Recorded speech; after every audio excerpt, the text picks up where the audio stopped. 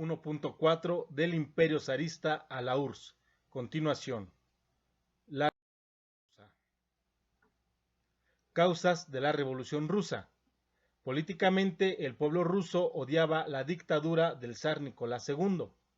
Las bajas que el ejército ruso sufrió en la Primera Guerra Mundial debilitaron más la imagen de Nicolás II. Socialmente, el régimen despótico del Imperio zarista había estado oprimiendo al campesinado por siglos. Provocó tensiones y revueltas dentro de la clase baja rural. Económicamente, la inflación y el hambre, producto de la participación de Rusia en la Primera Guerra Mundial, contribuyeron al estallido de la revolución. La Revolución de febrero de 1917. Detonantes de la revolución. En primer lugar, en 1914, el inicio de la Primera Guerra Mundial.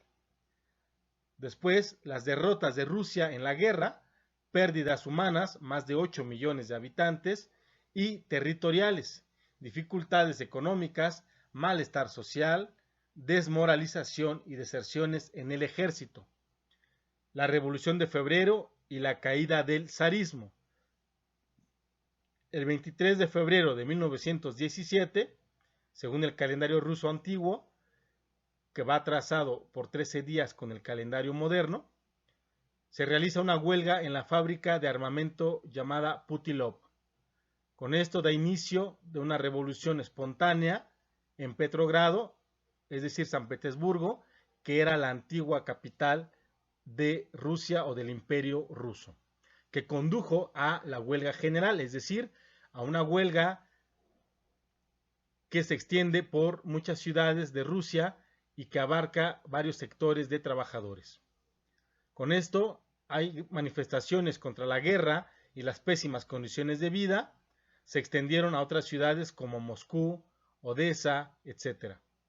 El 26 de febrero de 1917 del calendario antiguo hay una represión sangrienta por parte del ejército hacia los manifestantes que eran trabajadores. Al día siguiente, las cosas cambian, las tropas del ejército se unieron a los huelguistas y se suman a la lucha. Se da también la reorganización del Soviet de Petrogrado, que había surgido en 1905, en la primera revolución, conformada por mencheviques, bolcheviques y eseristas, o socialistas revolucionarios. El zar disolvió la Duma, es decir, el parlamento. Los cadetes, el partido constitucionalista, también se oponían al zar. La abdicación del zar Nicolás II se da en febrero de 1917. En su lugar queda un gobierno provisional presidido por el príncipe Lvov y compuesto en su mayoría por cadetes, es decir, por miembros del partido burgués constitucionalista. Las revoluciones de 1917. Revolución de febrero. Empieza con una manifestación de madres en Petrogrado o San Petersburgo ante la escasez de alimentos, seguido de motines o levantamientos obreros. Los soldados que se niegan a obedecer al zar y sofocar la revuelta. Se organiza un soviet de diputados de los obreros y los soldados, así como de campesinos. El emperador es obligado a abdicar en favor de su hermano, el gran duque Miguel Romanov, quien renuncia al trono por el empuje de la revolución. Con esto empieza la República Democrática Burguesa. Se da el fenómeno que se llama dualidad de poderes, que consiste en que al mismo tiempo coexistían dos gobiernos, uno de los ricos y otro de los trabajadores pobres. El gobierno provisional, controlado por partidos moderados e integrado principalmente por intelectuales y burgueses, es el poder oficial. Alejandro Kerensky es su presidente, quien, apoyado por los mencheviques, convoca una asamblea constituyente al tiempo que continúa con la Gran Guerra, fracaso en Galicia, la derrota del ejército ruso en la ciudad de Galicia.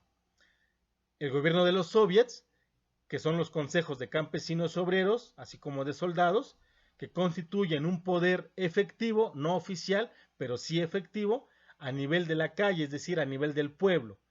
en el que los bolcheviques aumentan su influencia por su oposición a la guerra, prometiendo paz, pan y trabajo a los trabajadores rusos. En las tesis de abril, Vladimir Ilich Lenin, el líder de los bolcheviques, reclama todo el poder para los soviets, es decir, para los consejos de trabajadores. La Revolución de Octubre de 1917, el general Kornilov, que era un general del ejército zarista, intenta un golpe de Estado fallido ante la unión del gobierno provisional y los soviets.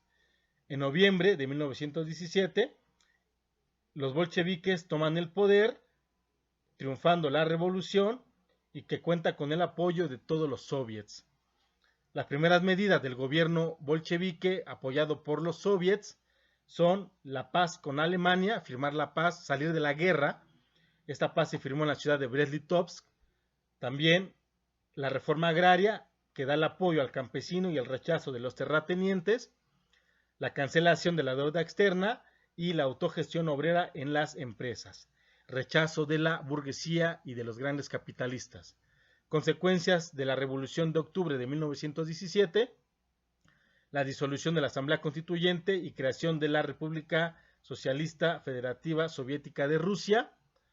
Con esto inicia la Guerra Civil en 1917 a 1922, enfrentará al Ejército Rojo, compuesto por bolcheviques y trabajadores y liderado por León Trotsky, y al Ejército Blanco, que cuenta con los zaristas y los contrarios a la revolución, apoyado por Gran Bretaña, Estados Unidos, Polonia y Japón, y más de 10 ejércitos de otros países capitalistas. En 1922 se realiza la creación de la URSS, la Unión de Repúblicas Socialistas Soviéticas. Aquí una manifestación en apoyo al gobierno socialista de los soviets, de trabajadores y soldados. Aquí Lenin, con su partido, hablando a los trabajadores, soldados, campesinos, obreros, sobre los primeros decretos del gobierno soviético revolucionario. Aquí la imagen de lo que abarcó el territorio de la URSS, la Unión de Repúblicas Socialistas Soviéticas, con centro en Rusia, el país más extenso territorialmente, y los demás países que se unieron a la República Socialista Soviética.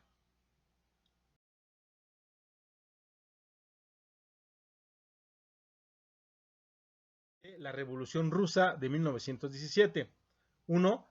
Concientizó a los campesinos y obreros del mundo que ellos tienen el poder. 2.